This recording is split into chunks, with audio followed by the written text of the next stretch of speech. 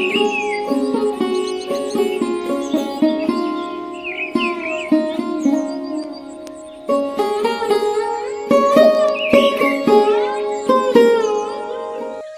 পড়ে গেলে নিজেকে উঠে দাঁড়াতে হবে, কারণ তুমি টাকা নাও যে মানুষ তোমাকে উঠাবে।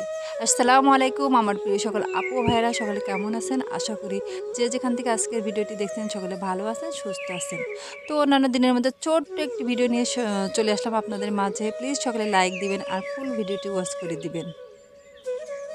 তো জীবনে আমার সফলতা আমাকেই আনতে হবে, কেউ আমার সফলতা এনে দেবে না।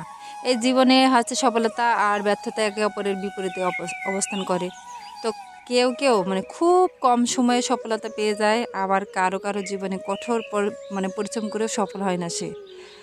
তো জীবনে সফল হতে হলে আসলে প্রয়োজন হয় আহ, বারবার যে আমি অসফল বা হেরে যাই তারপরও ফিরে আসা। আর জীবনে সফল হতে হলে আসলে দুইটা জিনিস আমাদের ভিতরে থাকতে হবে, আর এটা হচ্ছে আত্মবিশ্বাস নিজের প্রতি, আর এটা হচ্ছে ধৈর্য। আসলে কি চেষ্টা করার দায়িত্ব আমাদের, আর সফলতা এনে দেওয়ার দায়িত্ব তো আমাদের সৃষ্টিকর্তার। তো চেষ্টা করে যাই, সৃষ্টিকর্তা সফলতা এনে দেবে ইনশাল্লাহ।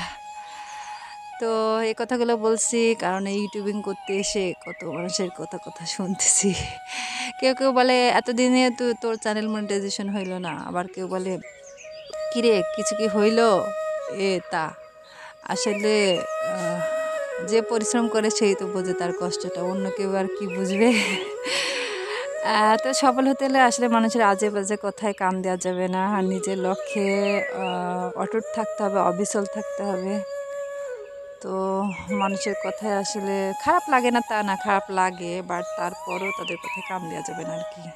আমার প্রিয় সকল আপু ও ভাইয়ারা, আমার আজকের এই ছোট্ট ভিডিওটি আপনাদের কেমন লাগলো? যদি ভালো লেগে যায় প্লিজ লাইক কমেন্ট ও শেয়ার করে দিবেন। আর ভালো থাকবেন, সুস্থ থাকবেন, দেখা হবে নেক্সট ভিডিওতে। আল্লাহ হাফেজ, আসসালামু আলাইকুম।